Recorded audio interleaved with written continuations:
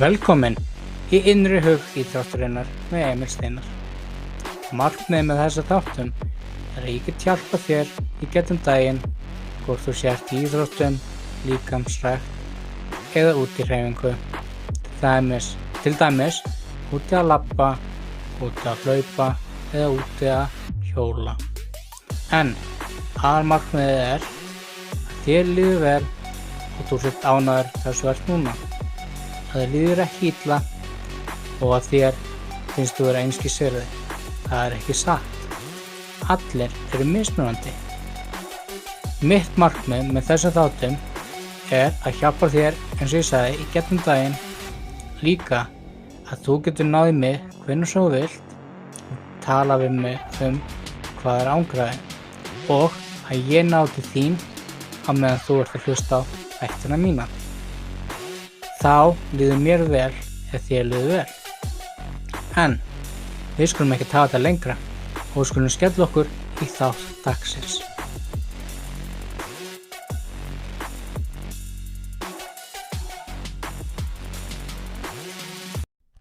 Komið sæl og velkomin í þátt dagsins. Í þættinum í dag ætlum við að tala flokkar í íþróttum hjá fötluðum og hvað það þýðir að vera með þessa fötlunargrein að maður sé í þeirri fötlunargrein. Og allar upplýsingar sem ég mun lesa í þættinum í dag eru bæði frá vinum og vinkonum og af Paralympic síðanum.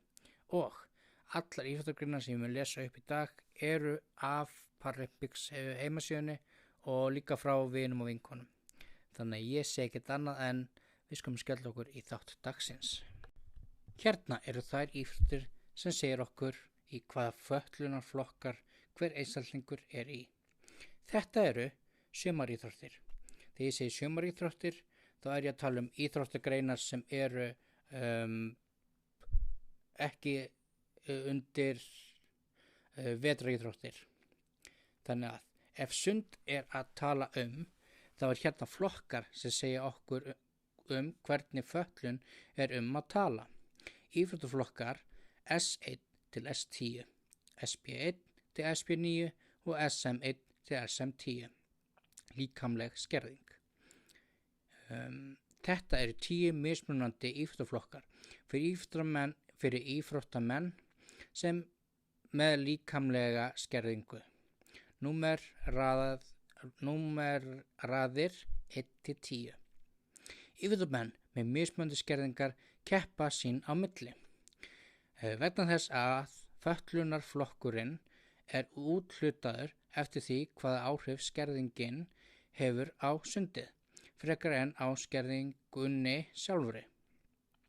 Til að meta áhrif skerðingarinnar á sundinu meta flokkarar alla starfshæfa líkams með því að nota punktakerfið og biðja íþróttamanninn að ljúka vatnsmatið. Vatnsmatið er það að sundiðkandinn gerir próf í vatninu sem gerir það kleift að þeir sem eru að flokka einstaklingin geta séð hvaða parta, hvort hann noti handleggina eða noti fæturnar. Þannig að þeir sjá hvort þú noti fæturnar í sundi, ef ekki þá ertu settur í eitthvað flokk. Og ef þú getur notað bæði eða bara eina hlið á ef við segjum svona eins og bara zigzag, eins og vinstri hönd og hægri fótur eru óstarfshæf, þá fer einhvern annan flokkun. En hvað með það? Heildarstigafjöldin ræður síðan S eða SP íþróttaflokkum íþróttamannsins. Vegna mismunandi krafna S og SP viðburða fá sundmenn oft úthluta mismunandi S eða SP íþróttaflokkum. SM íþróttaflokkur er reiknaður út frá S og SB íþróttaflokki. Íþróttaflokkar S1, SB1 og SM1, líkamleg skerðing. S1 er fyrir sundmenn með mjög skerta samhæfingu á búki, handleggjum og fótleggjum. SB1 er fyrir bringusundsfólk með mjög skerta samhæfingu á líkama, handleggjum og fótleggjum. SM1 er fyrir fjórsundsundmenn með mjög skerta samhæfingu á líkama, handleggjum og fótleggjum. Það sem S1 segir okkur er það að það er það er þeir sem eru geta hreyft hausinn og geta nota hendur og fætur stundum. Og S1 fyrir þá bara eins og venjuleg greining, en SB1 er fyrir þá iðkendur í því eru synda bringusund. Þannig ef við erum að tala um keppni þá ef þú ert að keppa í bringusundi og þú ert S1, þá ert þú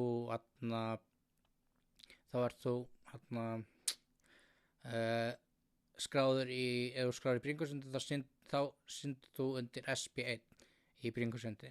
Ef þú ert að synda fjórsund þá ertu undir SM1. Ok, næsti flokkur. Íþróttaflokkar S2, SB2 og SM2 og það er líka líkamleg skerðing. S2 er fyrir sundmenn með mjög skerta samhengu í líkama, fótleggjum og höndum og eru með lágum styrkleika í handleggjum. Það þýðir að hann ekki með mikið kraft í höndum. Þannig Þessir sundmenn synda í gegnum vatni með því að nota kraft sem myndast aðalega af með notkun framhandleggsins og öxlum. SB2 er fyrir bringusundsfólk með mjög skerta samhæfingu í líkama, fótleggjum og höndum og litla skerðingu á handleggjum, eða fyrir þá sem eru með svipaða skerðingu en með miðlungsskerðingu á handleggi. Þessi sundmenn synda í gegnum vatni með því að nota kraft sem myndast aðalega af með notkun framhandleggs og öxlum. SM2 er fyrir fjórsundmenn með mjög skerta samhæfingu í búki, handleggjum og fótleggjum og höndum og eru með lágum styrkleika í handleggjum. Þessi sundmenn synda í gegnum vatni með því að nota kraft sem myndast aðalega af með notkun framhandleggsins og öxlum. S2 er þá þannig að þú getur nota hendurnar og fæturnar en þú ert ekki með mikinn styrkleika í því sem gerir það kleift að þú fær þessa flokkun. Sem aðalega segir margt bara ýmislegt þannan fötlunarflokk, eins og við getum ekki borið saman S1 og S2 því að S1 er ekki svipað og S2, en hvað með það?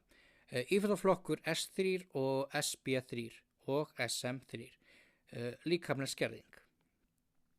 Þeir þurfa að vera með aðstoðarmann með sér til aðstoðar til að komast ofan í og upp úr lauginni. Byrja ofan í og þarf aðstoð við start. Það er aðstoðarmaður heldur í hendur hans eða hennar í startinu. Hún má líka byrja liggjandi á bakinu og þá heldur aðstoðarmaðurinn fótunum hennar eða honum við bakkann. Það þýðir að aðstoðarmaðurinn þarf að halda í iðkandann því að hann getur ekki sjálfur haldið í, sem gerir það kleift að einstaklingum þarf aðstoð. Þessi sundmenn viðhalda S3 er fyrir sundmenn með lítil áhrif á samhæfingu í efri hluta búks og handleggjum. Þar sem afgangurinn af búk og handleggjum hafa mikil áhrif á sundið. Og þá sem eru með litla heildarskerðingu auk þess sem útlimir eru ekki til staðar. Þessi sundmenn viðhalda góðri líkamsstöðu eingöngu með því að nota handleggi og efri hluta líkamans. SP3 er fyrir bringusundsmenn með lítil áhrif á samhæfingu í efri hluta búks og handleggjum. Það sem restin af búks og fótleggjum er mjög fyrir áhrifum og þá sem eru ekki með útlimi.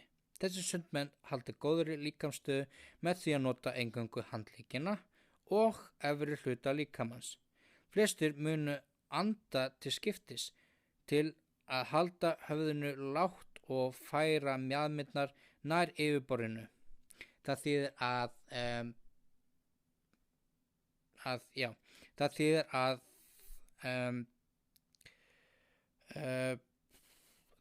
að einstaklingur andar í hverju taki, sýnist mér. Til að halda sér gangandi í gegnum vatni. Sundmenn verða að sýna ásetningu að hreyfa sig samhverft. Jafnvel þótt handleggir og fætur eru ekki jafn langir. SM3 er fyrir fjórsundsmenn með lítil áhrif á samhæfingu í efri hluta búks og handleggja. Þar sem restan af búknum og fótleggjum hafa mikil áhrif og fyrir þá sem eru án útlima. Þessi sundmenn halda góðri líkamsstöðu með því að nota eingöngu handleggina og efri hlut líkamans, sem þýðir að þeir geta gert aðeins meira en S2. Íþróttaflokkur S4, SP4 og SM4. Líkamleg skerðing. S4 er fyrir sundmenn með mikla hreyfingar í búki og fótleggjum, sem einnig hafa áhrif á höndum eða þar sem útlimir eru ekki til staðar. Þessi sundmenn mynda meiri hluta krafta sína frá öxlum. SP4 er fyrir bringusundsfólk með í meðallagi skerta samhengu á öllum líkamanum eða í miklu magni í búki og fótleggjum.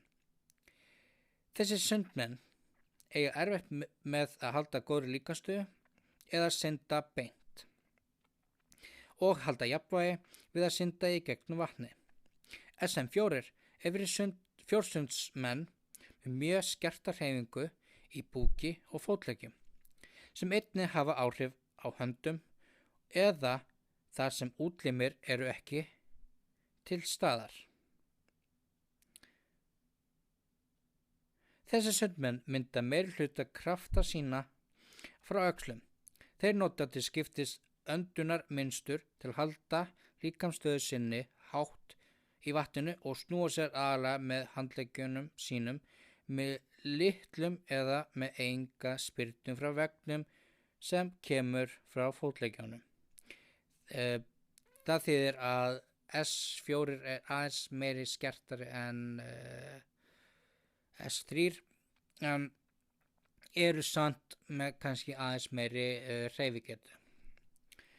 Íþróttaflokkur S5, SP5 og SM5, líkamleg skerðing.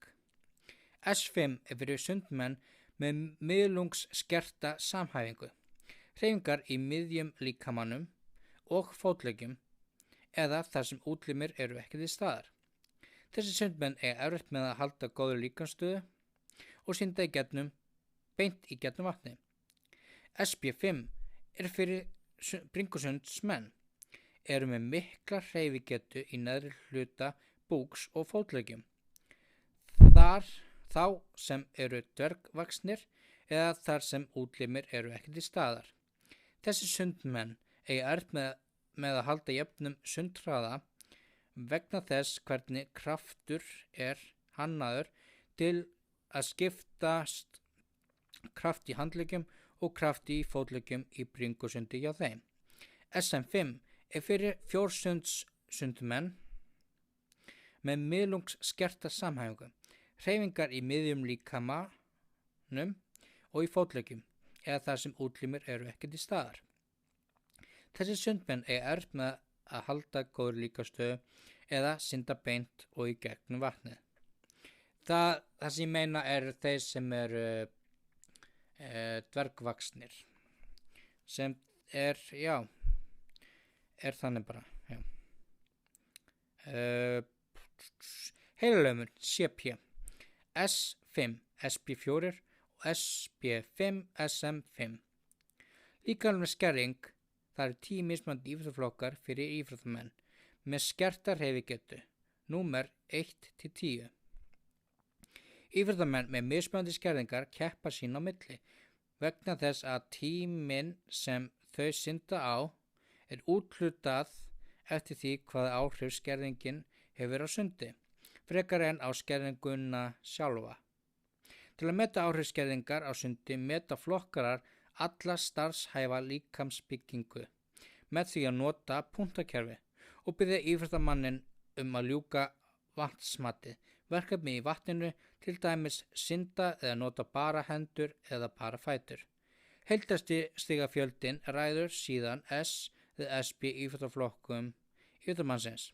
Vegna mismunandi kröfur S og SP viðburða fá sundmenn oft úthlutað mismunandi S eða SP íþróttaflokkun. SM íþróttaflokkur er reiknaður út frá S og SP íþróttaflokki. Það er bara svipað og það er bara þannig. Flokkur S, S6, SP5, SM6, heilalömun, CP og dvergvöxtur. Má byrja ofan í, ef hún eða hann stingur sér, þá má styðja eða halda í hann eða hana í startinu. Hún eða hann á að vera með aðstoðarmann með sér til aðstoðar til að komast ofan í og upp úr lauginni. Í bringusundi syndir hann eða hún á höndum og fætum geta myndað smá bylgju, flugfætur. Það sem er bara að tala er að þessi flokkur hjá þeim er það að það er bara svip og vantar bara allstaðar. Íþróttaflokkur S5, SP4, SM5, S6, SP6 og SM6. Líkamleg skerðing. Íþróttaflokkur S6, SP6 og SM6. Dvergvöxtur. S6 er fyrir sundmenn með miðlungsskerta samhæfingu á annarri hliðinni. Þetta er líka undir heilalömun eða CP. Eru með mjög skerta getu í neðri hlut líkamans og fótleggjum.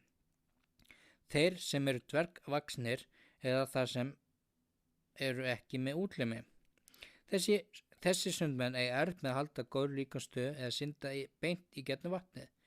SP6 er fyrir bringusundsfólk með miðlungsskerta samhæfingu á annar hliðinni, sem hefur mikla áhrif á neðri hlut líkamans og fótleggjum. Þeir sem eru dvergvaxnir eða ekki með útlimi.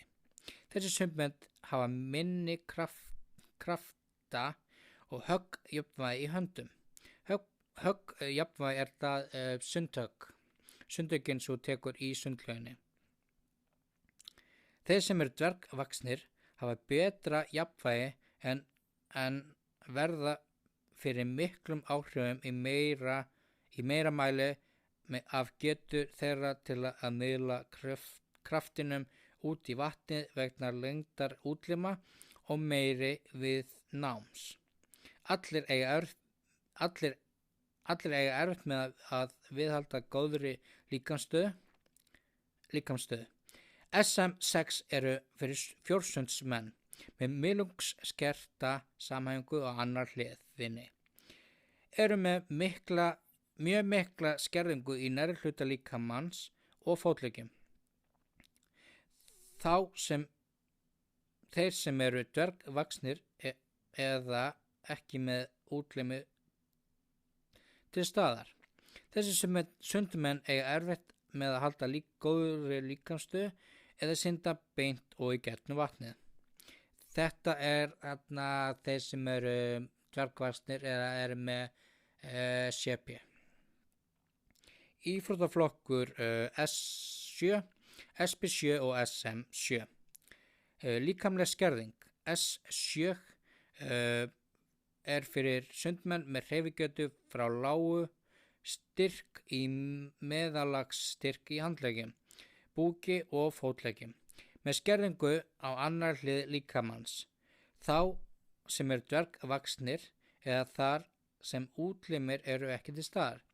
Allir þessi sundmenn þurfa að leggja meira á sig við höggtímasetningu eða sundtök í sundinu eða að ná góðu sundtökum í sundinu.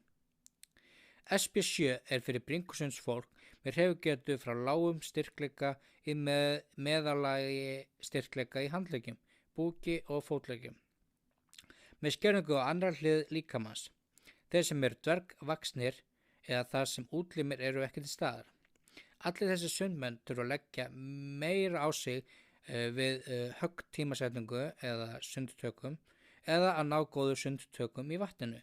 SM7 er fyrir sundmenn með hreyfingu sem hafa áhrif frá lágu til meðalags styrkleika í handleggjum, líkamannum og í fótleggjum, miðlungsskerðingu niður aðra hliðina á búknum. Þeir sem eru dvergvaxnir eða þar sem útlimir eru ekki til staðar. Allir þessi sundmenn hafa lagt harðar á sér við að tímasetja högg eða ná í vatninu. Það þýðir að þeir sem þau þurfa að tímasetja tökin sín og hvenær þau anda. Íþróttaflokkur S8, SP8 og SM8. Líkamleg skerðing. S8 er fyrir sundmenn með lágan samhæfingu hreyfingu í meðalagi í fótleggjum. Nota einn handlegg eða þar sem útlimir eru ekki til staðar. Sundmenn í þessum flokki eru með nánast fulla getu en skortir mestu vöðvakraft. Það þýðir að þeir nota bara annan handlegg eða fótlegg svo að þeir ná í gegnum svo þeir ná í gegnum vatnið. Já.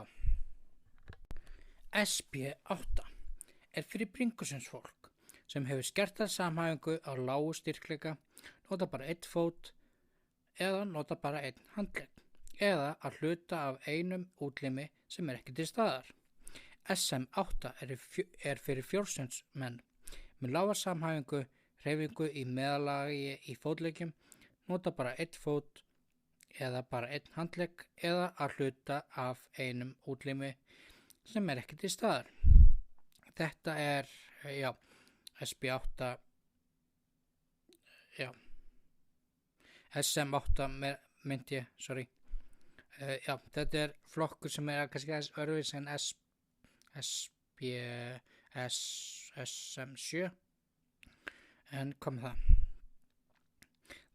Þetta er líka flokkur þar sem þau eiga erfitt með að geta náð fullum krafti í sundin. En kom það. Íþróttaflokkur S9, SP9 og SM9, líkamleg skerðing. S9 er fyrir sundmenn með skerta samhæfingu í handleggjum og fótleggjum, mikinn veikleika í öðrum fæti eða eru ekki með útlim. Þessir sundmenn eiga erfitt með að beita kröftum sínum jafnt yfir sundlaugina, sérstaklega á miklum hraða. Þetta er það að þeir þurfa að setja meiri kraft í að komast í gegnum að synda í sundlauginni á miklu hraða. SP9 er fyrir bringusens fólk með skerta samhæfingu á lágum styrkleika í fótleggjum, hreyfingar í meðalagi skerta í mjaðma, liði eða á fótum. Mjög mikil skerðing í öðrum fæti eða ekki með útlim. Þessi sundmenn geta allir haldið bestu líkamsstöðu sinni í gegnum sundin.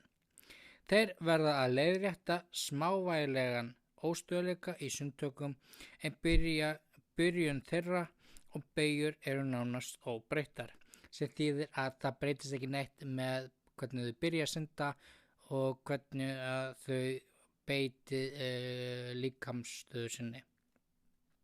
SN9 er fyrir fjórðungsmenn með skerta samhæfingu í handleggjum, fótleggjum og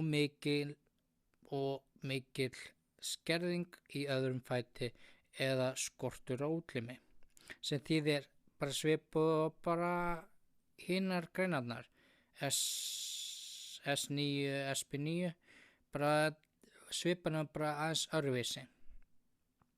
Íþróttaflokkur S10, SM10 líkamleg skerðing. S10 er fyrir sundmenn með hreyfi skerðingu á lágan styrkleika í fótleggjum, í mjaðmarlið eða á fótum. Að miklu leyti í öðrum fæti eða skortur á útlimum. Þessi sundmenn verða að leiðrétta minni háttar óstöðuleika í sundtökunum.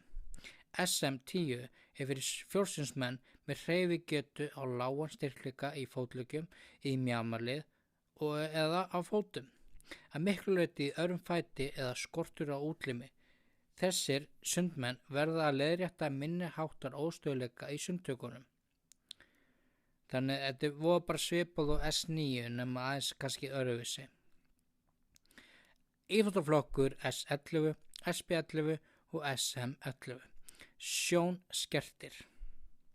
S11, SP11, SM11 er fyrir sundmenn með nær algjörlega sjónskerðingu. Allir synda með svört sundglöru sem er gert fyrir blinda og sjónskerta sundmenn. Þetta er það til að þeir eru náttúrulega blindir eða sjónskertir og þeir náttúrulega sjá ekki neitt. Þess vegna eru þeir með aðeins öðruvísi sundglöru en veist bara eins og allir hinir. Höfuðtappar og talning á sundtökin hjá þeim á meðan þeir eru að synda eru notuð til að framkvæma snúningana við bakkann í sundinu nákvæmlega á réttum tíma.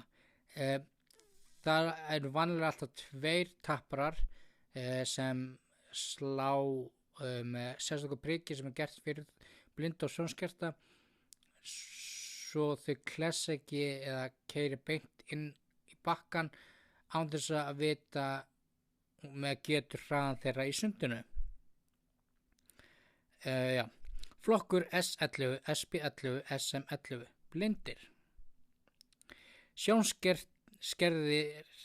Sjónskerðing íþróttamenn með sjónskerðingu keppa í 3 íþróttaflokkum frá S og SP11 til S og SP13. S og SP11 þessir íþróttamenn hafa mjög litla sjónskerpu og eða enga ljósskynjun. Það eru engar undanþágur varðandi sundreglur, sömu reglur og World Aquatics. En þeir þurfa að vera með 2 tappara til að slá í sig við hvern snúning og lok sunds. Athuga að nú má slá 2 sinnum. Það er ef viðkomandi hittir ekki fyrir að skiptið. Það þýðir ef þú nær ekki að slá hann rétt á réttum stað, að þú það slá hann á réttum stað, þá máttu gera aftur. Þú máttu slá aftur. Einnig er undanþága ef sundmaður spyrnir sér yfir á ranga braut, sem þýðir hann er blindur eða sjónskertur, hann getur ekki gert grein fyrir hvort hann hafi spint sig á sinni braut eða á braut annan keppanda í sundinu. Íþróttaflokkur S12, SP12, SM12, sjónskertir. S12 er fyrir sundmenn með sjónskerðingu. Þeir hafa takmarkað sjónarsvið og sumir sjá ekki svörtu línuna á botni laugarinnar. Þeir geta séð endan á bakkanum úr 1 metra fjarlægð. SP12 er fyrir sundmenn með sjónskerðingu. SP12 er fyrir þá sem eru í bringusundi. Þeir hafa takmarkað sjónarsvið og sumir sjá ekki svörtulínuna á botni laugarinnar. Þeir geta séð endan á bakkanum úr 1 metra fjarlægð. SM12 er fyrir sundmenn með sjónskerðingu. Þeir hafa takmarkað sjónarsvið og sumir sjá ekki svörtulínuna á botni laugarinnar. Þeir geta séð endan á bakkanum úr 1 metra fjarlægð. Bara svipað og bara S12 og SP12, þá er þetta bara voða svipa. Sjónskerðing íþróttamenn með sjónskerðingu keppa náttúrulega í 3 íþróttaflokkum frá S og SP11 til SP13. SP12 íþróttamenn hafa meiri sjónskerpu en íþróttamenn sem keppa í SP11 íþróttaflokki eða sjónarsvið undir 5 gráðu radíus. Þetta er náttúrulega bara fer eftir hvernig flokkun er gert á þessu iðkundum. Íþróttaflokkar S13, SP13 og SM13, sjónskertir. S13, SP13 og SM13 er fyrir sundmenn með sjónskerðingu. Jaðar sjón þeirra er takmörkuð og þeir geta séð endan á lauginni í mestu lagi 5 metra í burtu. Yfirflokkar S13, SP13, SM13 sjónskertir. SP13 og S13 íþróttamenn eru minnstu sjónskerðingu sem er gjaldgengur í íþróttum fatlara. Þeir sem hafa mestu sjónskerpu eða sjónarsvið sem er minna en 20 gráður radíus, þannig að þetta er miklu minna heldur en hjá S og SP12. Þeir eru með 5 gráður radíus en S13 og SP13 eru með 20 gráður radíus eða minna en það, sem segir okkur að þetta er mismunandi flokkun á þeim. Til að tryggja samgjarna keppni þurfa íþróttamenn í SP11 sundflokki að vera með svört sundgleru eins og ég talaði áðan. Til að tryggja öryggi verða allir SP11 sundmenn að nota tappa. Sundmenn í SP12 og SP13 íþróttaflokkun geta valið hvort þeir vilja nota slíkan eða ekki. Það er engar undanþágur varðandi sundreglur, sömu reglur og World Aquatics. Íþróttaflokkar SP14, SM14. Þroskahamlaðir. S14 er fyrir sundmenn sem eru með vitsmunsskerðingu eða þroskahamlaðir. Þessi sundmenn eiga erfitt með að skilja og beita æfingatækni og keppnisaðferðum, sérlega á annasömum keppnissundsvæðinu. Íþróttaflokkar SP14 þroskahamlaðir. S14 sundmenn eru með greindarskerðingu sem leiðir venjulega til þess að íþróttamenn eiga í erfiðleikum með mynstursgreiningu, raðgreiningu og minni, eða hafa hægari viðbragðstíma sem hefur áhrif á frammistöðu íþrótta almennt. Þar að aukinni sína S14 sundmenn hærri fjölda sundtaka miðað við hraða þeirra í keppni eða æfingum en ófatlaðir úrvals sundmenn. SP14 er með greindarskerðingu eins og ég var að segja. Það er alveg satt, ég tek eftir því. Sundflokkar S, SB15. Einhverfa, Asperger heilkenni. Sundmenn með sjúkdóma eins og einhverfu eða Asperger heilkenni. Þessi raskanir einkennast af erfiðleikum í félagslegum samskiptum og takmarkaðir og endurtekin efnisskrá áhugamála og athafna. Það er munur á einhverfu og þroskahamlaður. Einhverfur eru aðeins meira skertari en við, sem ég vil náttúrulega alveg tekið eftir því.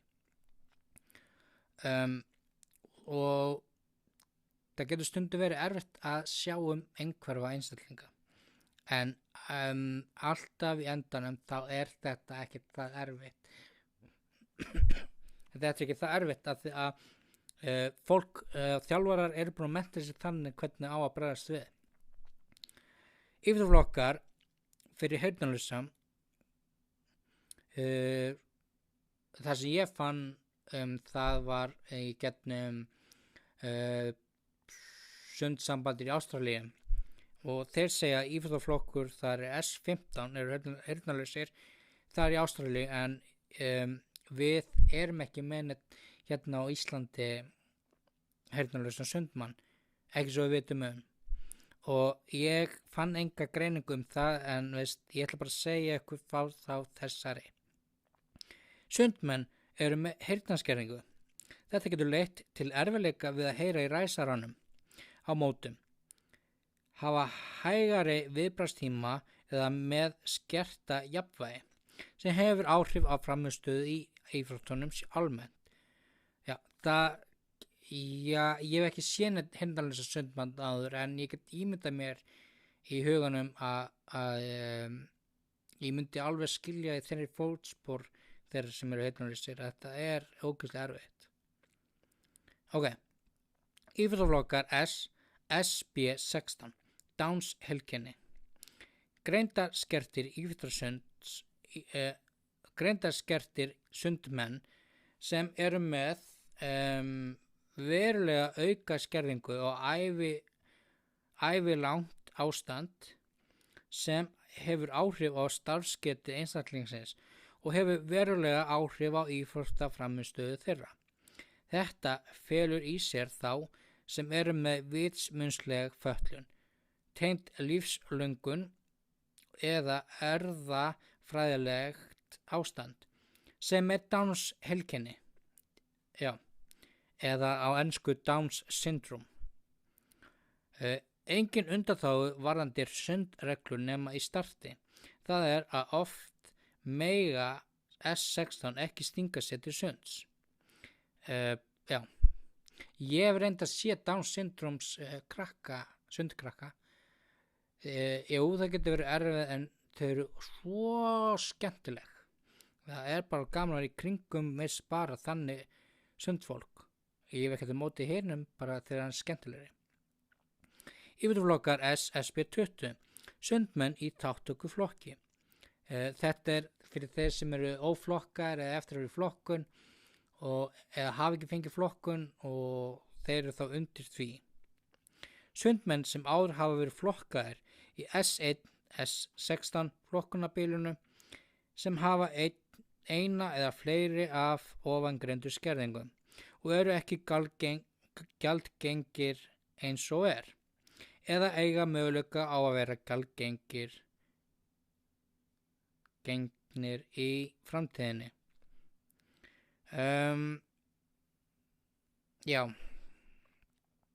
Gjaldgengir í framtíðinni menti ég ætla að segja. Þetta er það, og þetta var sundið, og núna ætlum við í næstu íþróttagrein. Ef frjálsar íþróttir er verið að tala þá er hérna flokkar sem segja hvernig fötlun er að tala. Braut og stökk. T stendur fyrir hlaupagreinar og stökkgreinar í para íþróttum. Hlaup og stökk 20 flokkar. Íþróttaflokkur tengdar skerðingar. T11 til T13. Sjónskerðing. Íþróttamenn í þessum flokkum eru með mismunandi sjónskerðingu. T20 greindarskerðing. Íþróttamenn sem eru með greindarskerðingu eða þroskahamlaðir.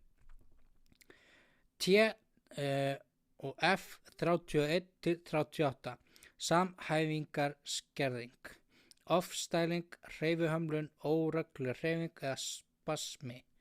Íþróttamenn með heilahömlun eða með CP. T 32 til 34. Þessir íþróttamenn keppa í hjólastóla kappakstri. Þetta er þeir sem keppa í hjólastólum.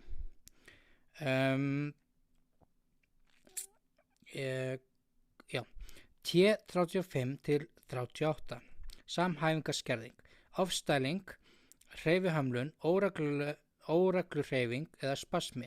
Þessir íþróttamenn keppa í hlaupagreinum. Þetta er bara svipað og CP. T 40 til 41 íþróttamenn með les ostræs, þar á meðal lágvaxnir eða dvergvöxtur. Þetta er þeir sem eru með dvergvöxtur, bara eins og í sundinu. T 42 til 44 íþróttamenn með skerðingu á öðrum eða báðum fótleggjum þurfa oft gervi lim. Þetta er þeir sem hafa mist fótleggi eða fæddust ekki með fótleggi. Gildar einnig þá íþróttamenn með skerta vöðvakraft, skerta hreyfigetu eða lengdarmun á fótleggjum. Svipað bara,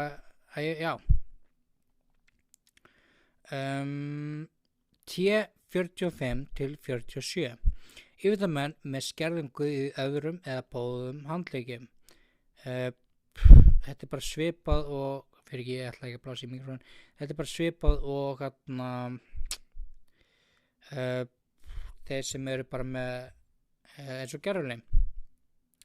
T 51 til 54 íþróttamenn í hjólastólum, skortur á útlimum, munur á lengd fótleggja, skert vöðvaafl eða skert óvirkt hreyfifærni. Þetta er þeir sem keppa í hjólagreinum eða hjólastólagreinum. T 51 til 52 hafa skerðingu á efri eða neðri útlim, skortur á útlimum, munur á lengd fótleggja, skert vöðvaafl eða skert óvirkt hreyfifærni. T 53 hafa fullkomlega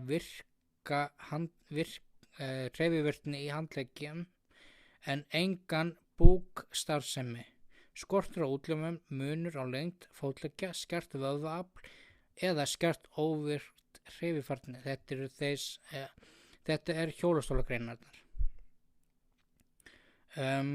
T 54 hafa hluta af búks og lík fótleggjum, skortur á útlimum, mun á lengd fótleggja, skert vöðvaafl eða skert óvirkt hreyfifærni. Þetta er það bara þeir sem bara þeir í hjólastólum en þeir hafa fullkoman virkni í handleggjum, hreyfigetu og allt. Þetta voru hlaup og stökkgreinar. Núna ætlum við í kastgreinar. F stendur fyrir kastgreinar í paraíþróttum. T og F 31 og 34 samhæfingarskerðing, ofstæling, hreyfihömlun, óregluleg hreyfing eða spasmi. Þetta eru íþróttamenn með heilahömlun. Þetta er bara svipað í hlaupagreinunum, en þetta er í kastgreinu núna. F 31 og 34 þessi íþróttamenn keppa í sitjandi stöðu í kaststólum. Þetta er grein sem þeir sitja í sérstökum stólum sem þeir eru festir svo niður í, sem gerir það kleift að halda þeim á einu stað þegar þeir eru kasta og ég hef séð fólk iðkendur í þessum flokki keppa í þessu. Þetta er það að þeir sita á bara veist eins og stórum kolli eða stól og eru festnið með bönd og svo er járnstöng fast á þessu sem þau geta haldið sig í svo þau detti ekki af stólnum eða pallinum. Já. F35 og 38. Þessir íþróttamenn keppa í standandi greinum. Þetta eru þeir sem geta standið og kastað.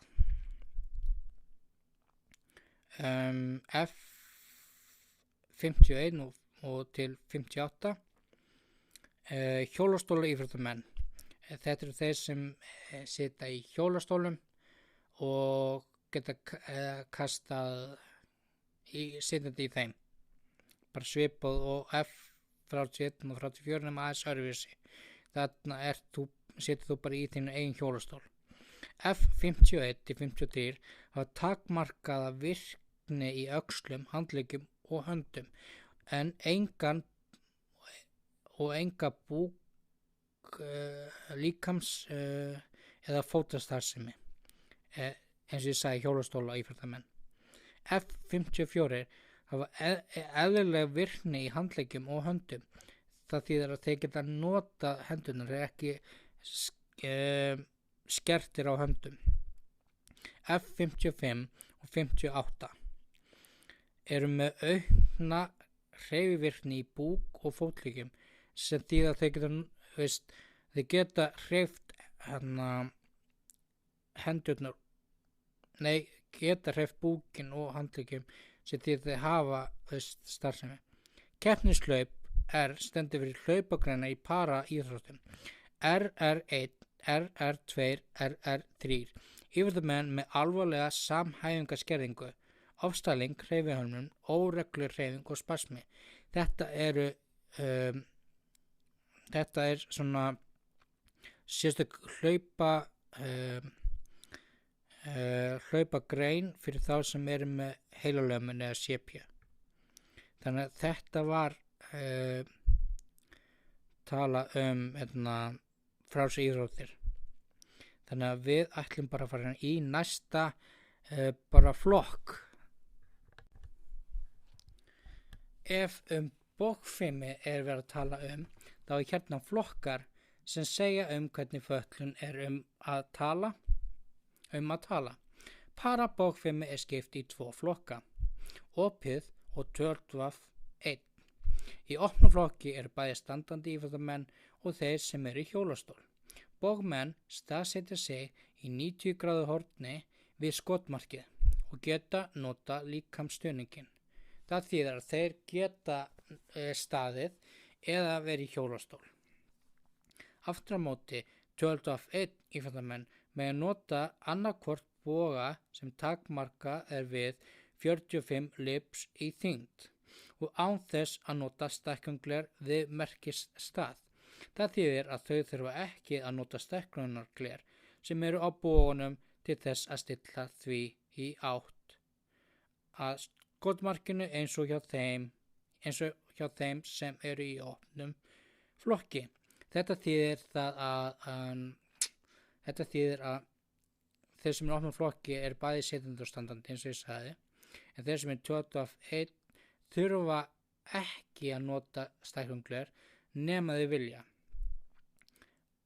Já, þannig að við skulum bara fara í næsta flokk og það er ef badminton er að vera að tala þá er hérna flokkar sem segja hvernig fötlun er að tala.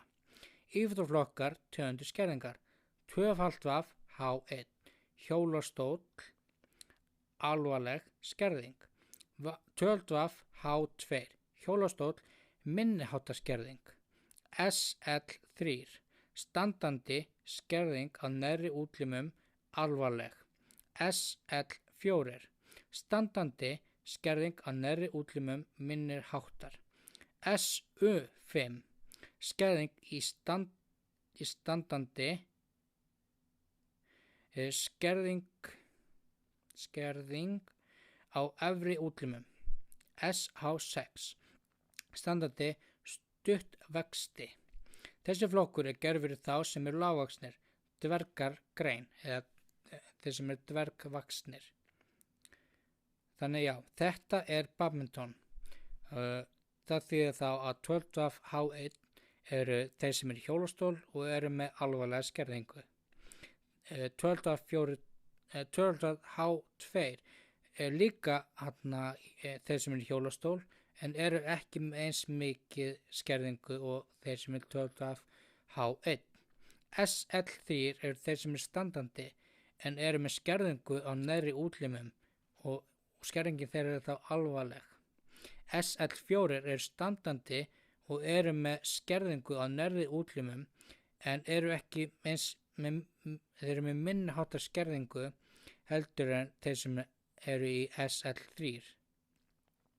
SU5 er náttúrulega skerðingur, eru þeir sem standandi og er með skerðingu í efri útlim sem er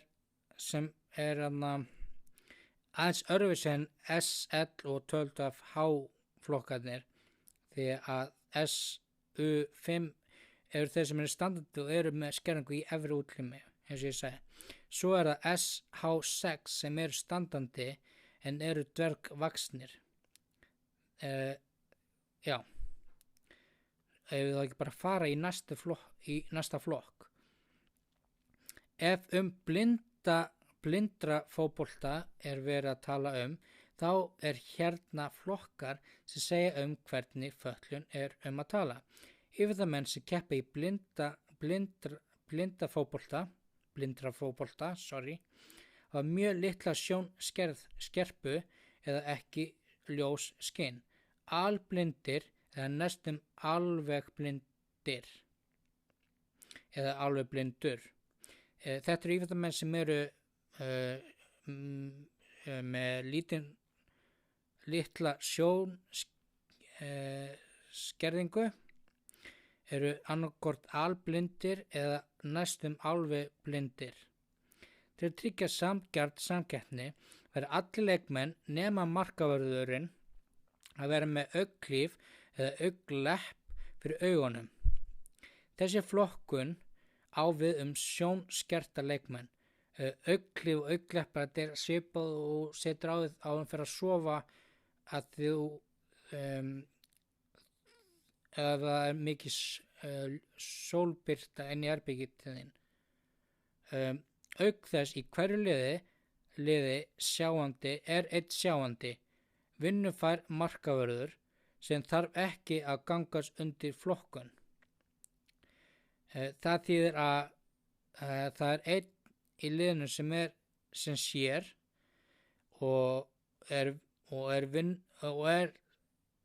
hann er markavörðurinn sem þarf ekki að gangast undir flokkun, sem þýðir að hann er ekki eins og hinir. Við ætlum í næsta flokk og það er ef boccia er verið að tala þá er hérna flokkar sem segja hvernig fötlun er að tala. Íþróttaflokkar, tegundir skerðingar. BC1 íþróttamenn hafa alvarlega takmarkanir á virkni sem hafa áhrif á fætur, handleggi og líkama og þurfa venjulega að nota rafknúinn hjólastól. Það sem ég er að tala er það að BC1 eru þeir sem eru í hjólastól og eru með skerðing alvarlega takmark virkni sem hefur áhrif á fæturnar og handleggi og líkamann og þurfa náttúrulega venjulega að nota rafknúinn hjólastól til að koma sér á milli staða. BC2 íþróttamenn hafa betri stjórn á líkama og handleggjum en þeir sem eru í flokki BC1. Hæfni handleggja þeirra og handa gera þeim oft kleift að kasta boltanum yfir hönd eða undir hönd og geta kasta þeim venjulega. Það sem ég meina með að kasta bolta yfir hönd eða undir hönd, að þeir geta kasta bara eins og venjulegt fólk kastar boccia boltum. Íþróttamenn í BC3 flokki hafa verulega takmarkanir af starfsemi í handleggjum og fótleggjum. lélega eða enga stjórn á líkamsbeitingu líkamanns. Þá eru þeir aðeins, þá hafa þeir venjulega takmarkanir, en þeir hafa lélega eða enga stjórn á að halda sér hvernig á ég orða, halda sér í bara eins og við sitjum bara venjulega, þá er þau örf með að geta sitið bara venjulega eins og við. Þeir geta ekki haft stöðugt grip á boltanum eða sleppa boltanum og geta ekki kasta boltanum stöðugt inn á leikvöllin, og þau þurfa að vera þau hafa verið leyfð að nota skábraut sem með hjálp íþróttaaðstoðarmanns þeirra sem er með þeim á vellinum. Það þýðir að þeir geta nota svona skábraut sem er sérlega hanna fyrir þá. Þeir eru vanlega meðvist eins og part af frífót, fastan hjálm á haustum þeirra og afsakið þetta,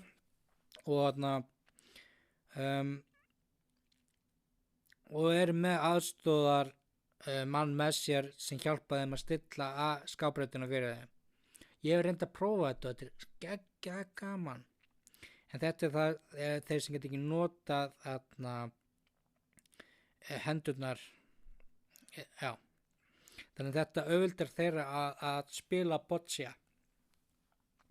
BC4 flokkur eru leikmenn sem eru með skerta heilastarfsemi sem einnig hefur áhrif á samhæfingu þeirra í líkamsbeitingu. Ég held að það sé bara svipuð þeir sem eru í BC3 flokknum. Já. Ef við þá ekki bara fara í næsta íþróttaflokkun. Ef kanósillingu er verið að tala þá er hérna flokkar sem segja hvernig fötlun er að tala. Það eru 2 greinar, hver með sérstaka flokkun sem byggir á sömu reglum. Sem þýðir að það eru 2 greinar og hver er með sérstaka flokkun á sér, og þá eru mismunandi reglu við hvern flokk. Íþróttaflokkar, tegund skerðingar. KL1 og VAFL1 eru fyrir íþróttamenn sem keyra fyrst og fremst áfram með handleggjónum sínum, með mjög takmarkaða eða enga starfsemi líkamannum og enga fótastarfsemi. Þetta er ég get orða betur, þetta eru íþróttamenn sem þeir nota tvöfaldan blaðróðraspaða til þess að koma sér áfram í vatninu. Þannig að þeir eru með nota hendurnar en eru ekki með geta ekki setið beinir, og þannig að þeir þurfa að vera með svona festingu sem heldur í bara beinni líkamsbeitingu eða stellingu, og líka til að festu niður í stólana, í sætin meina ég, að þeir þurfa ekki heldur með en fótastarfsemi. KL2 og L2 er fyrir íþróttamenn sem bara svipa keyra sig áfram með handleggjunum og hluta líkamans og fótastarfsemi. Þannig að þeir eru aðeins öðruvísi en KL1 og VAFL1 sem er aðeins öðruvísi, að þeir eru þá með betri líkamsbeitingu og eru með smá held ég fótastarfsemi. Þeir eru með hluta af líkamsbeitingu og fótastarfsemi. KL3 VAFL3 er fyrir íþróttamenn með fulla virkni í handleggjum og líkama og hluta virkni í fótleggjum. Það er aðeins öðruvísi en KL1 VAFL1 og KL2 VAFL2.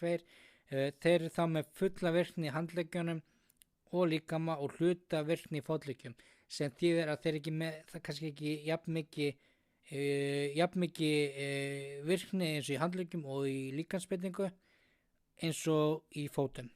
Eins og ég sagði að þau nota tvöfaldan blaðaróðra spaða til þess að koma sér áfram í vatninu.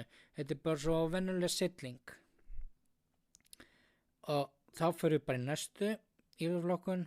Ef hjólreiða er verið að tala þá er hérna flokkar sem segja hvernig fötlun er að tala. Íþróttamenn með líkamlega skerðingu keppa ýmis á handahjólum, þríhjólum eða reiðhjólum. Íþróttamenn með sjónskerðingu keppa í takti við sjáanda eða sá sem er með sjón, sá sem getur séð, og hann er þá kallar flugmaðurinn eða sá sem stjórnar. Íþróttaflokkar tegund skerðingar.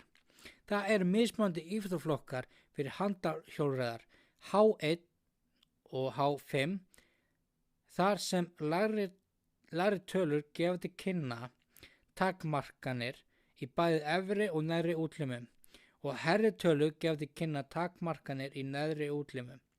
Þannig þríhjóla íþróttamönnum er skipt í 2 flokka, T1 og T2. Þar sem þeim fyrrnefnda er úthlutað til íþróttamanna með verulega skerta samhæfingu.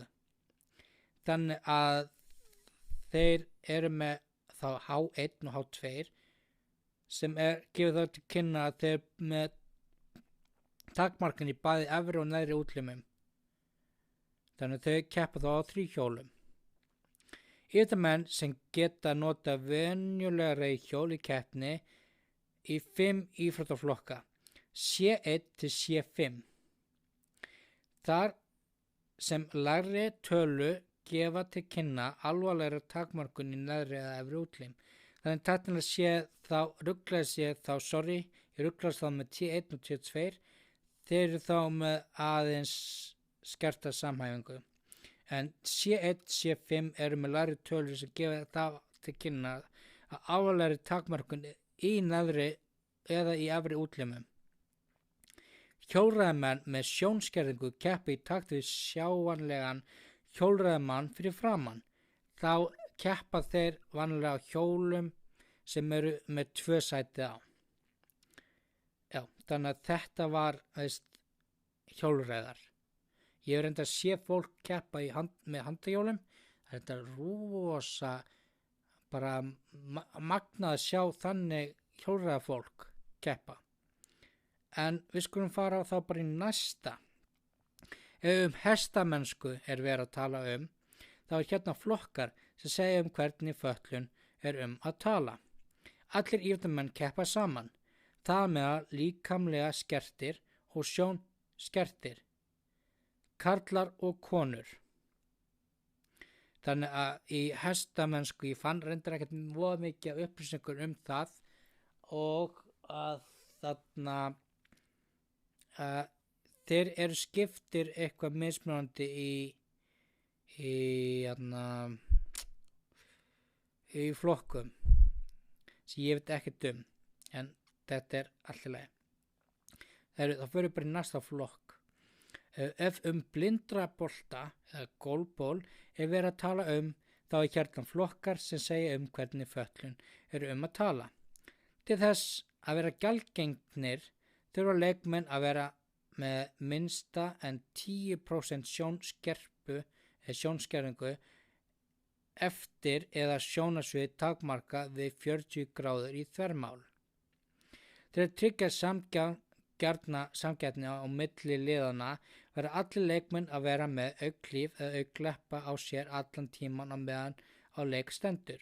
Þetta er svipu og blindra fótbolti heldur að þetta er aðeins öðruvísi. Þarna sita þessir einstaklingar á gólfinu að liggja og er með sérstaklega bolta sem er með bjöllu inni sem gefa það að kynna að þeir eru náttúrulega blindir eða sjónskertir og þeir náttúrulega sjá ekki bolta en þeir geta heyrt í boltanum og með því eru þeir að verja markið. Þá fyrir bara í næsta fötlunarflokk. Ef judo er verið að tala þá er hérna flokkar sem segja hvernig fötlun er að tala. Til þess að vera gjaldgengnir þurfa leikmenn að vera með minna en 10% sjónskerpu eftir eða sjónsvið takmarkað við 40 gráður í þvermáli. Þetta er bara svipað og blindurfótboltinn aðeins öðruvísi. Rauður hringur á erminni á judogi eða judogalanum þegar gefur til kynna að íþróttamaðurinn er algjörlega blindur. Þannig að rauður hringur á erminni á galanum þeirra gefur þá til kynna að íþróttamaðurinn sé blindur og hann sér ekki alveg að hann er algjörlega blindur.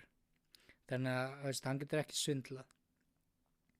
Íþróttamenn keppa í þyngdarflokkum óháð sjónskerðingum þeirra. Þannig að íþróttamenn eru vigtaðir og eru skráðir í þeim þyngdarflokk og keppast þá við annan einstakling sem er í sama þyngdarflokki og hann. Þá förum við bara í næsta grein.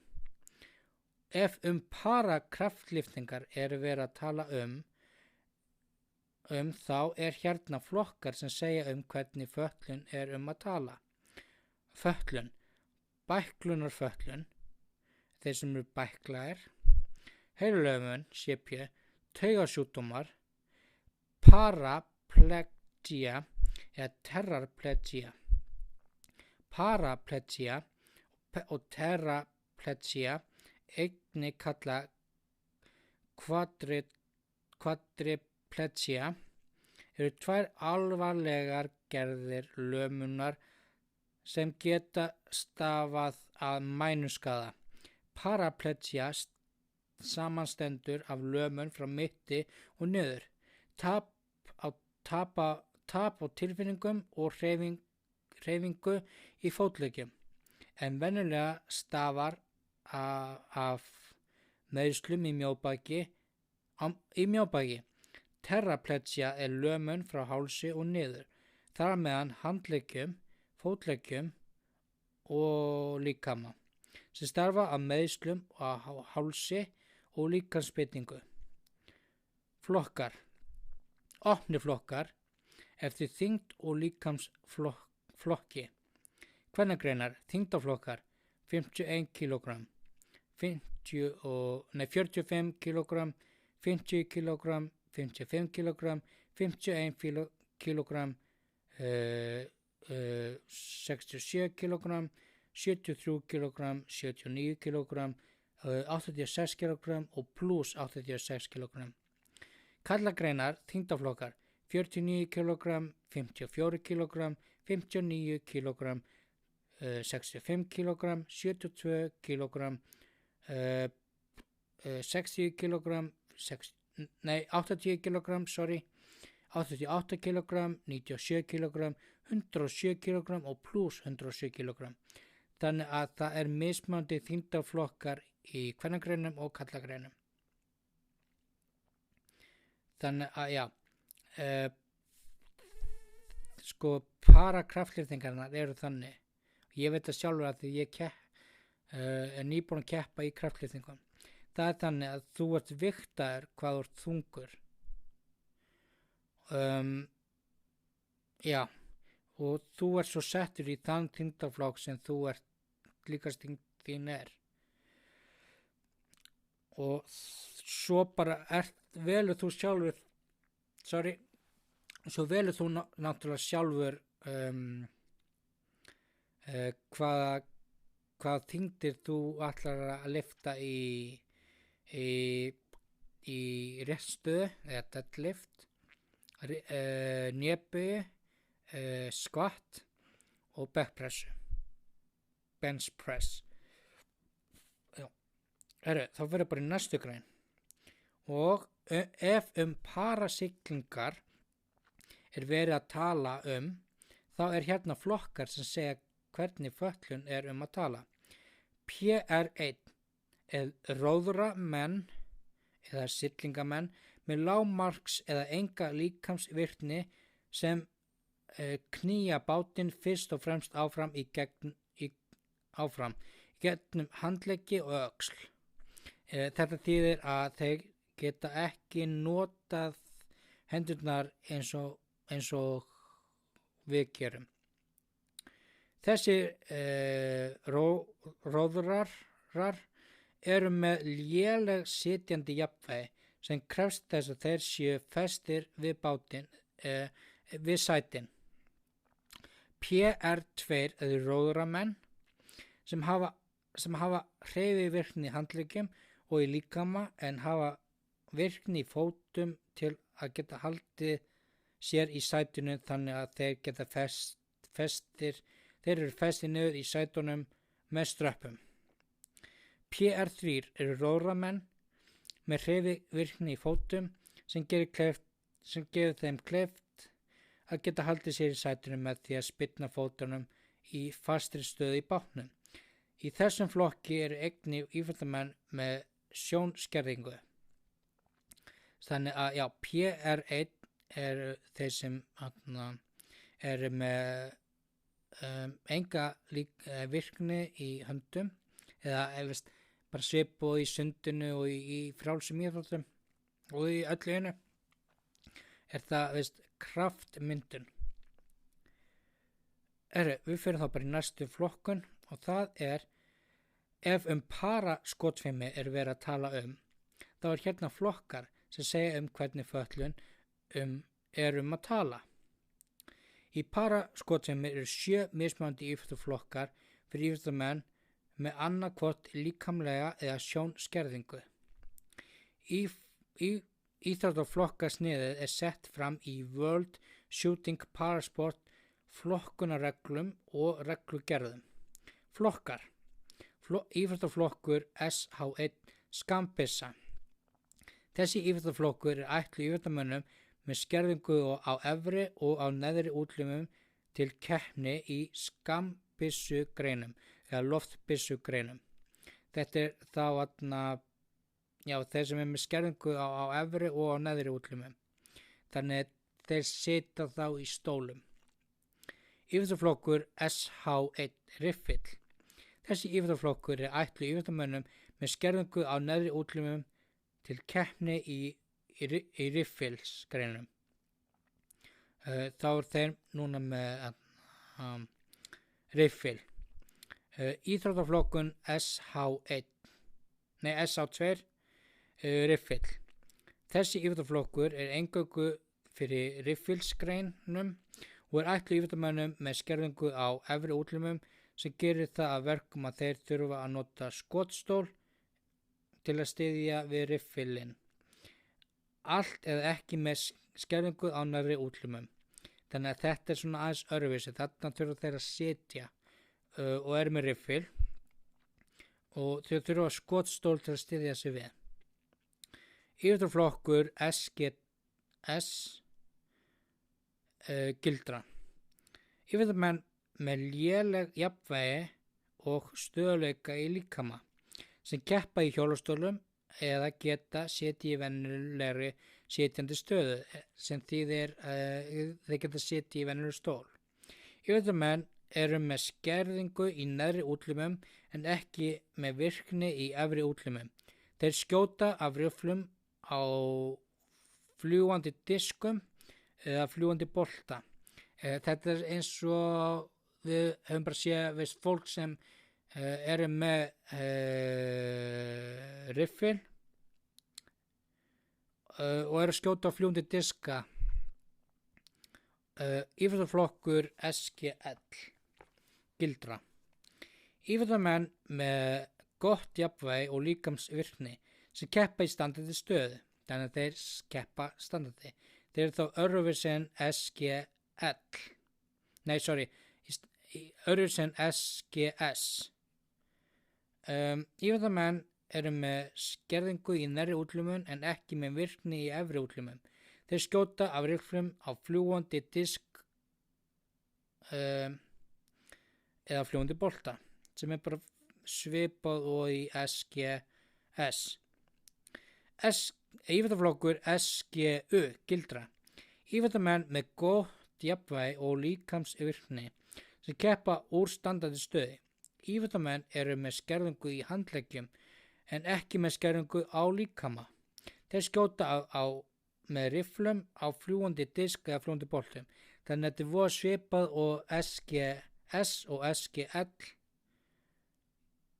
nema þeir eru með skerðingu í handleggjum en ekki með skerðingu á líkama. Íþróttaflokkur SHVI Riffill. Þessi íþróttaflokkur er úthlutað íþróttafólki með sjónskerðingu til að keppa í 5 metra riffli. Þetta er þannig að þeir sem eru sjónskertir þeir fá að leggjast á jörðina og eru með riffil í 10 metrum frá skotmarkinu sem gerir þeim kannski kleift aðeins að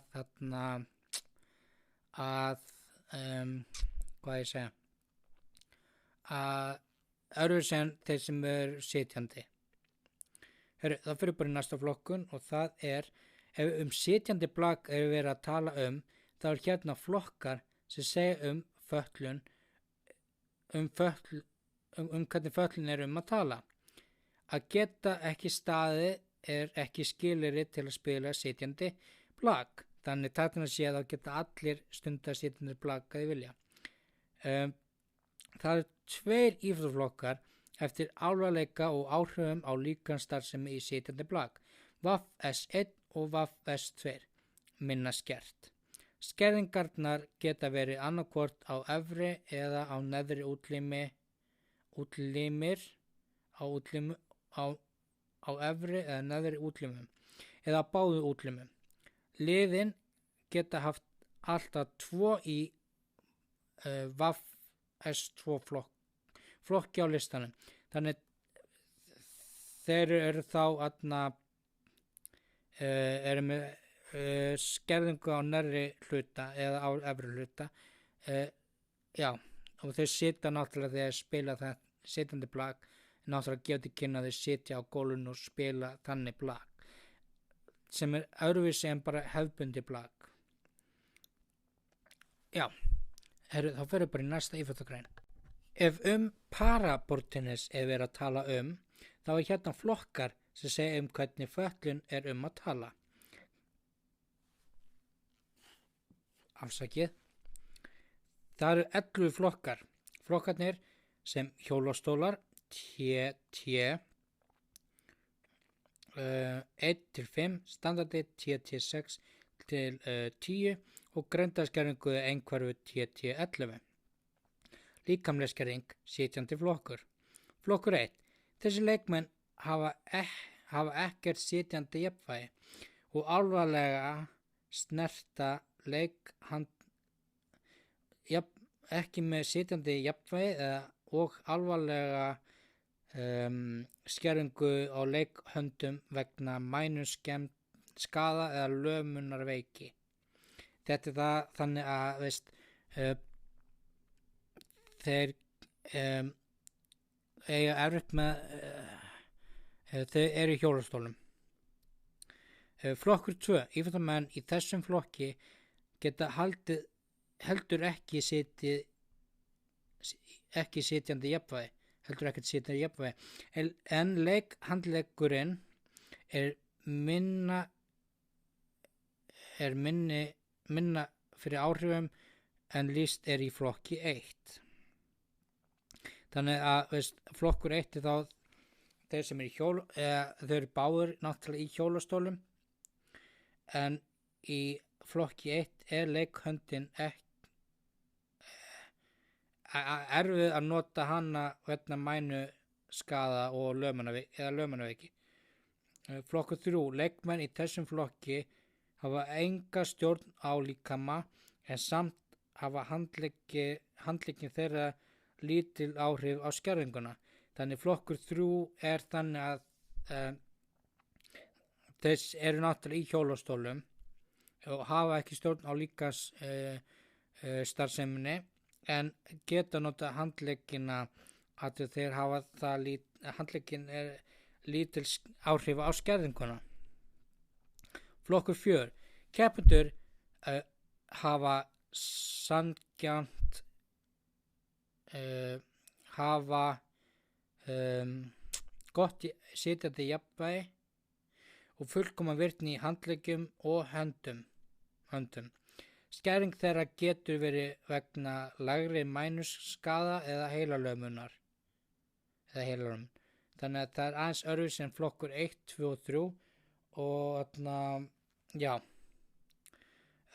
flokkur 5 í þessum flokki eru íþróttamenn sem keppa í hjólastólum en eru með eðlilega sitjandi jafnvægi og virkni í handleggjum og handavirkni. Íþróttamennirnir hafa mest líkamlega virkni af þeim sem eru í hjólastólum. Þannig að flokkur 5 er þannig. Aðeins öðruvísi en allir hinir 1-4. Þá förum við í líkamlega skerðing standandi flokkur. Flokkur 6. Leikmenn í þessum flokki standa. Samt eru þeir með alvarlega skerðingu bæði á handleggjum og fótleggjum vegna ófullkomnina mænuskaða, taugasjúkdóma sem hafa áhrif á báða eða aðra hlið líkamans, aðlimanir eða meðfædda sjúkdóma. Sumir leikmenn höndla jafnvel spaðann með munnunum, þannig að þeir spila þá í hjólastólum og geta notað munnun sem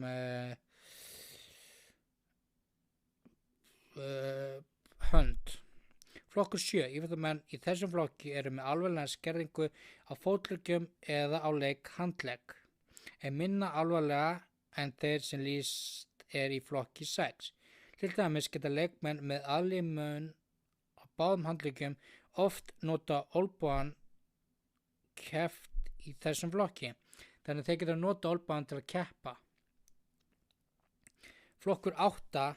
Í þessum flokki keppa íþróttamenn með miðlungsmikla skerðingu á fótleggjum eða í meðallagi skerðingu handleggs. Stífleiki í báðum njám og eða aflimun fyrir neðan olnboga á handlegg eru tilvik sem uppfylla skilyrði. Þannig að það er aðeins öðruvísi í flokki 8 en í flokki 7. Flokkur 9. Þessi flokkur er fyrir íþróttamenn með væga skerðingu sem hefur áhrif á fætur eða á handlegg. Sumir íþróttamenn eru með alvarlega skerðingu á handlegg sem ekki spilar, svo sem aflimun fyrir ofan olnboga. Íþróttamenn með stíft hné eða takmarkað hreyfigetu í lið handleggs mega einnig keppa í þessum flokki. Þannig að það er öðruvísi en flokkur 8. Flokkur 10. Íþróttamenn með lágmarksskerðingu keppa í þessum flokki. Þetta getur falið í sér stífan ökkla eða úlliðs á handleggjum. Leikmenn með lágvaxna vexti með einnig taka þátt, þannig að þetta er þá fyrir þá sem eru dvergvaxnir. Flokkur 11. Þetta er fyrir íþróttamenn með greindarskerðingu eða einhverju sem uppfylla einnig íþróttasértæk skilyrði fyrir paraborðtennis. Þannig að þetta var paraborðtennis. Þá förum við bara í næstu grein. Ef taekwondo er verið að tala þá er hérna flokkar sem segja hvernig fötlun er að tala.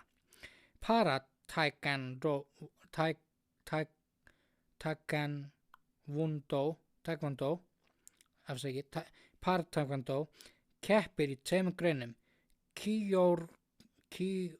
kyorugi og pomsai. Flokkar sem keppa í kyorugi munu hafa forskeytið. Flokkar sem keppa í pomsai munu hafa forskeytið P.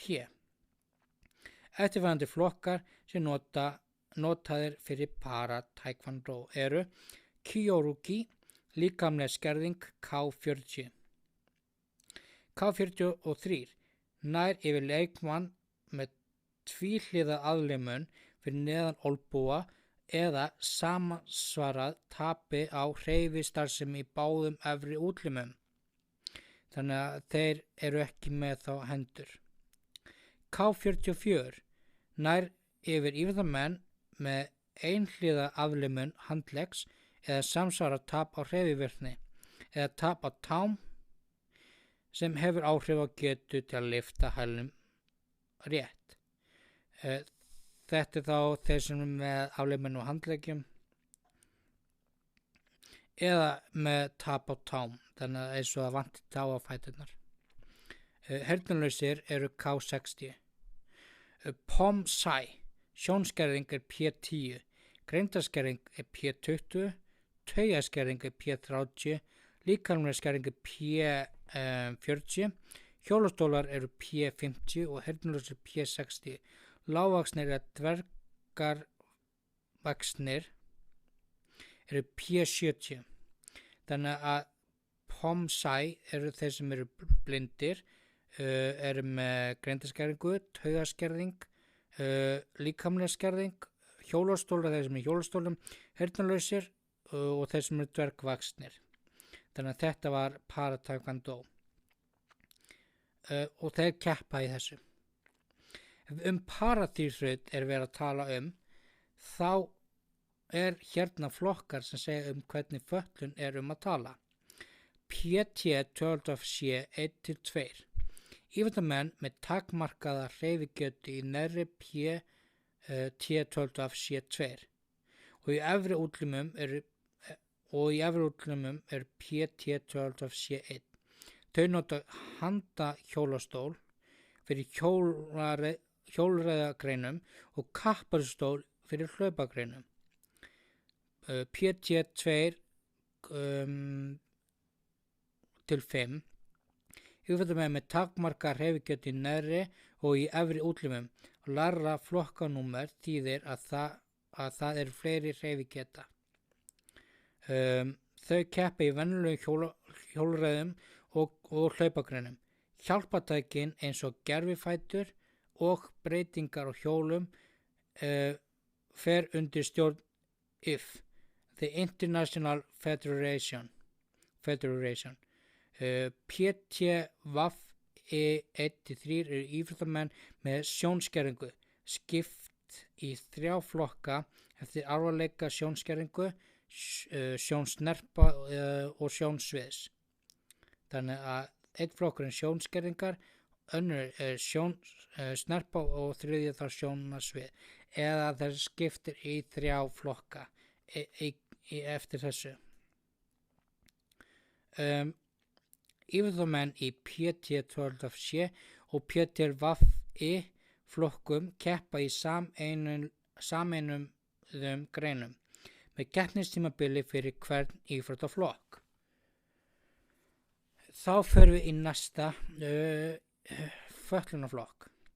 Hjólastóla körfubolta er verið að tala þá er hérna flokkar sem segja hvernig fötlun er að tala. Íþróttaflokkar, tegundir skerðingar. Í hjólastóla körfubolta leikmenn er settir í flokkakerfi frá tölunum 1 til 4,5 til að finna út í hvaða fötlunarflokk þau eiga að vera í. Þó að flestir íþróttamenn hafi eðlilega handleggi og handvirkni, þá er aðalmunurinn á milli flokka stjórn á líkama og sitjandi jafnvægi, sem hefur áhrif á getu leikmenn til að grípa boltann og geta sendt bolta til liðsfélagans síns. Lægðartalan þýðir fleiri takmarkanir. Liðin er skipað af 5 leikmönnum og summan á stigum verður að vera 14 eða færri. Þannig að í liðum eru skipt 5 leikmenn í hvert lið og stigakerfið þannig að þú verður að vera með 5 og í hverju tölu leikmaðurinn í verður að vera 14 eða færri. Líka þegar þú skorar í körfubolta. Þá fyrir bara í næsta flokk. Ef hjólastóla skylmingar er verið að tala þá er hérna flokkar sem segja hvernig fötlun eru að tala. Skylmingar í A-flokki hafa góða stjórn á líkama, en íþróttamenn í B-flokki eru með skerðingu sem hefur áhrif á líkamsstöðu þeirra eða skylmingar handlegg eða skylmingar getu. Það þýðir að þeir sem eru í B-flokki eiga erfitt með að halda á skylmingasverðinu. Og já, þannig að við förum í flokkur 1A. Keppendur geta haldið jafnvægi í hjólastólunum og eru með fötlun sem kemur í veg fyrir framlengingu á olnboga á því hendi sem þau halda á skylmingasverðinu í. Þannig já. Flokkur 1B. Keppendur geta ekki haldið jafnvægi í hjólastólnum og eru með fötlun sem hindrar fingurhreyfingu í þeirri hendi sem þau halda á skylmingasverðinu í. Þannig að það er aðeins öðruvísi heldur en hjá þeim í flokki A. Þannig já, það er þá hluti á þeim þannig sem já, er aðeins öðruvísi heldur en í flokki 1A. Sem þýðir náttúrulega að þeir í 1A eru með fötlun sem er í olnboganum, en þeir sem eru í 1B er að það hindra með fingurhreyfingarna, geta ekki stjórna með fingrunum. Flokkur 2. Keppandi fær að halda jafnvægi í hjólastólnum.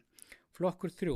Keppandi fær að halda jafnvægi í hjólastólnum en getur ekki nota fæturna til aðstoðar. Þannig að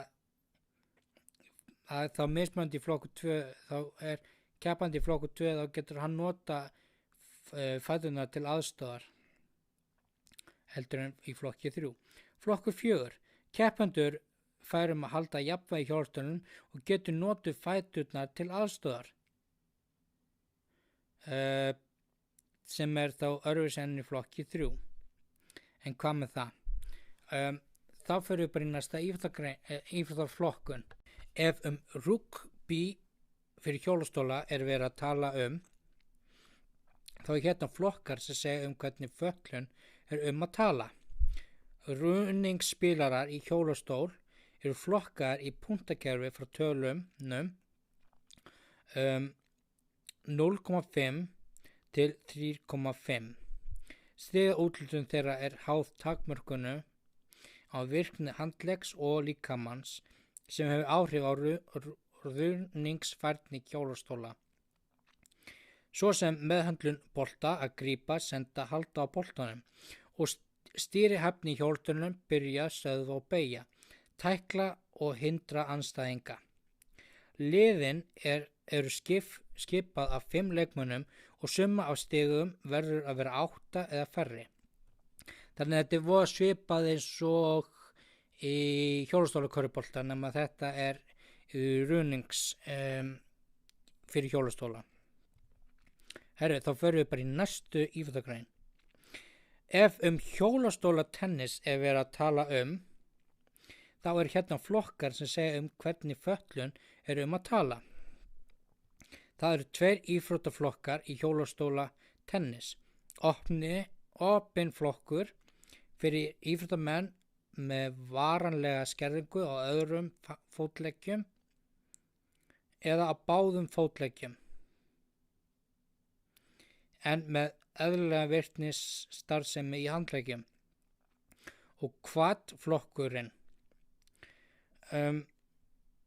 er fyrir íþróttamenn með takmarkaða starfsemi í handleggjum sem takmarkar getu til að geta höndlað gripið og geta notað tennisspaðan og stjórna hjólastólnum.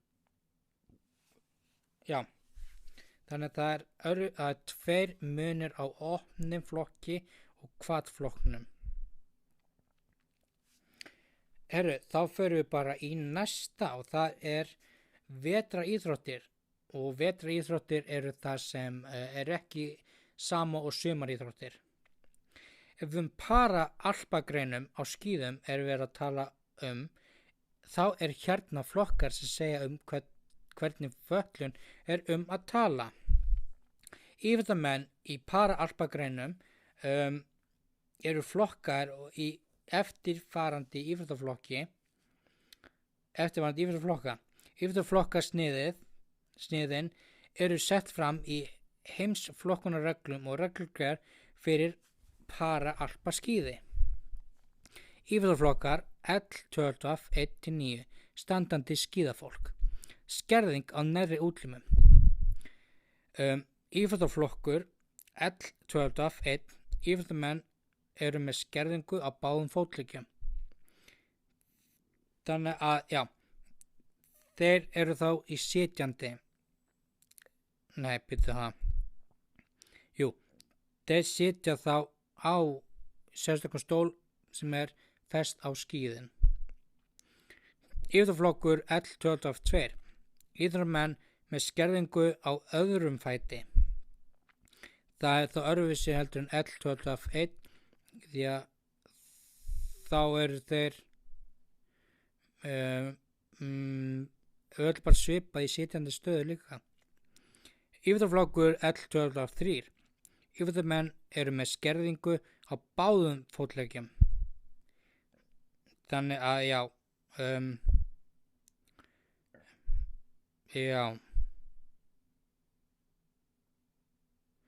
það er rétt, sorry. Þá er það bara svipað L12 1. Íþróttaflokkur L12 4 íþróttamenn með skerðingu á öðrum fæti. Þannig að mismunandi kannski við L12 2 segjum svo að þeir sem er með skerðingu í vinstri fæti og þeir sem er L12 4 eru þá með skerðingu á hægri fæti.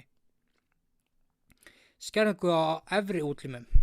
Íþróttaflokkur L12 5-7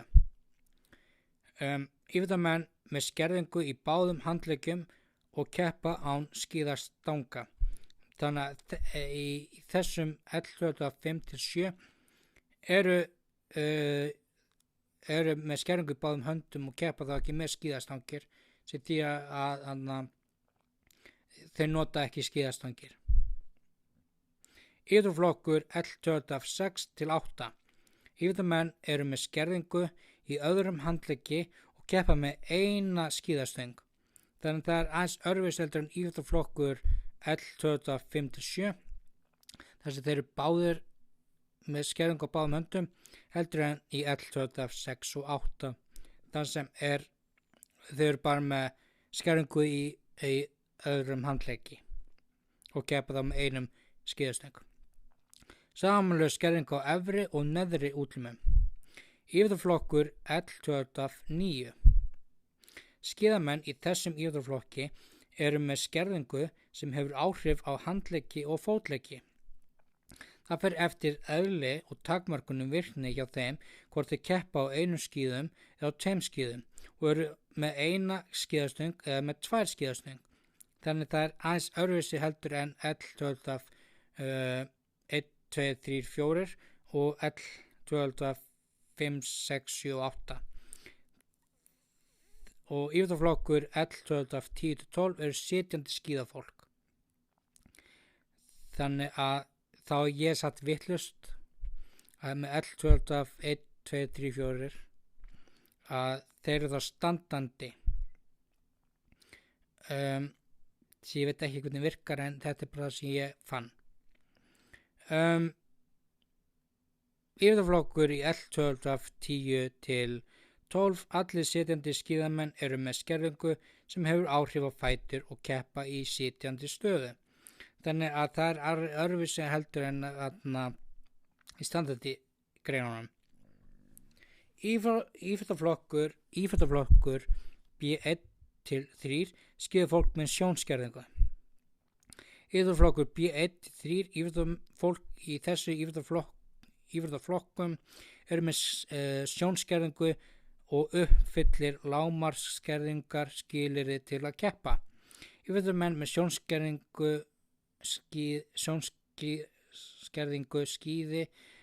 skíða með leiðsögumanni sem gefur munnlega leiðbeiningar til íþróttamannsins, sem náttúrulega skiljanlegt af því hann er blindur og sjónskertur. Þá förum við bara í næsta íþróttagrein.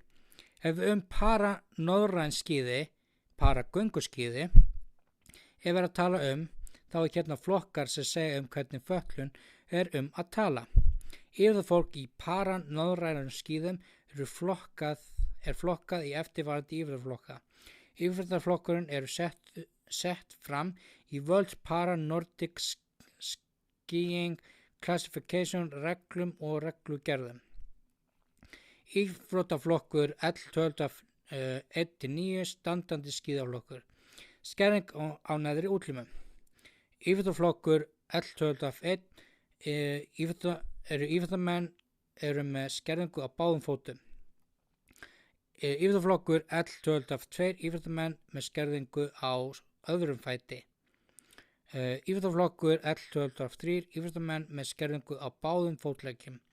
Íþróttaflokkur L12-4 íþróttamenn með skerðingu á öðrum fæti. Þannig þetta er bara svipað og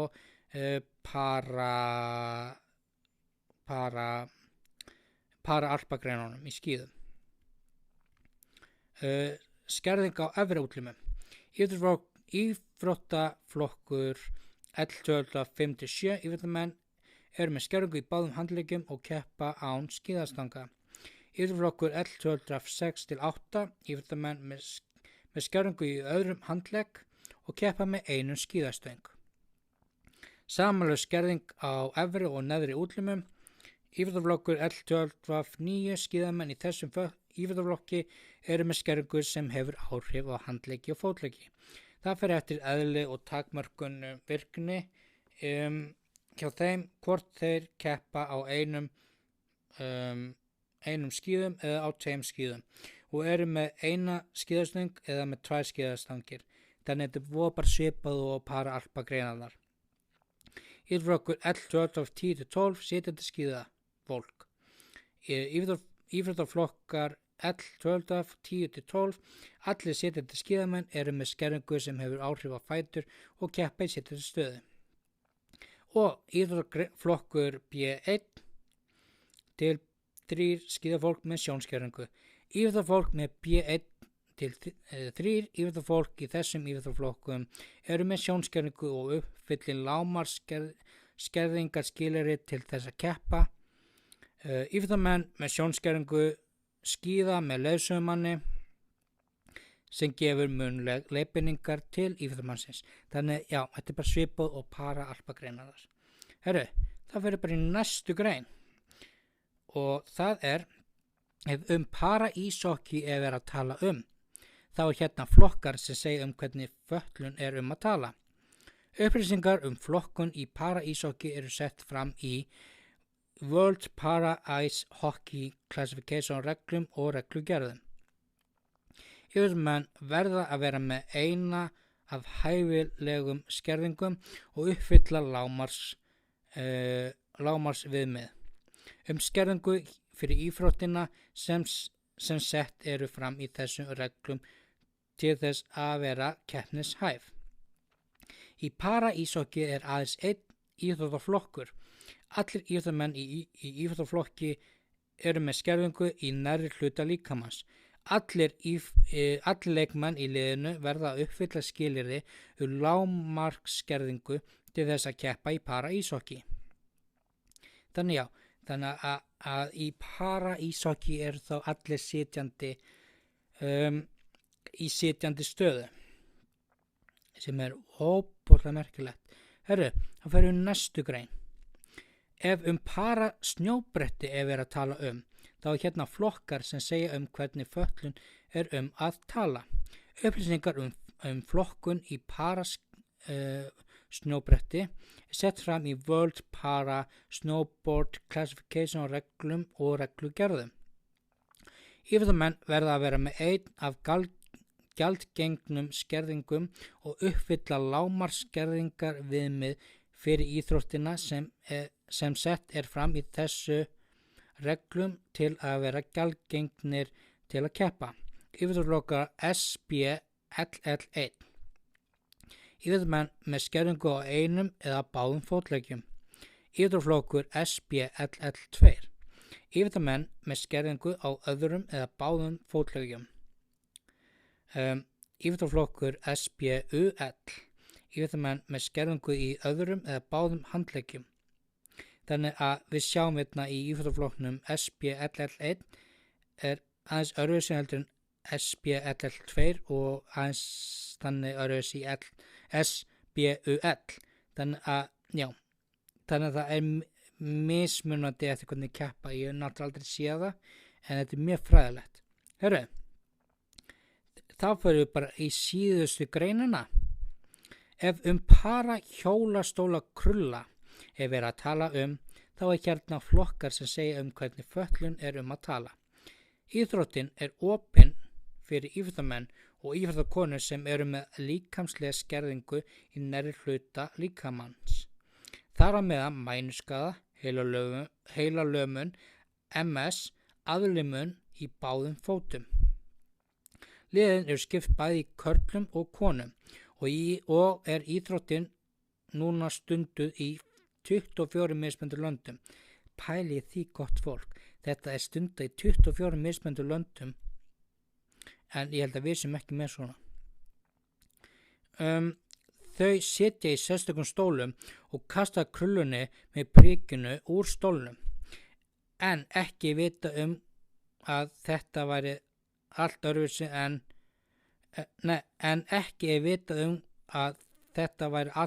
en ófatlaðar krullur. Þannig já, þetta var síðasta greinin. Þetta var þátturinn í dag og ég vil þakka ykkur kærlega fyrir að hlusta á þáttinn. Ég ætla ekki að hafa þetta neitt lengra og ég vona að þetta hafi hjálpað ykkur að skilja munin á flokkun í íþróttum fatlaðra. Og vonandi var þetta fræðilegt og ég bið aftur innilega afsökunar með allar þessar misskilningar í sömum greinum, en vonandi er það ekkert verra fyrir ykkur.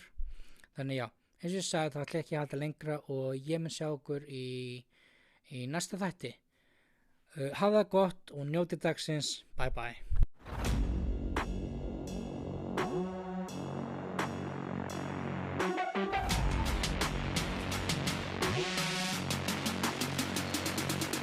Takk fyrir að hlusta. Ég skemmti mig konunglega en þú. Og mér fannst það voða fræðilegt sem ég var að tala í þættinum í dag. Ég vona líka að hann hafi hjálpað þér í gegnum daginn á meðan varst að hlusta á hann. En ég ætla ekki að hafa lengra og ég mun sjá þig í næsta þætti.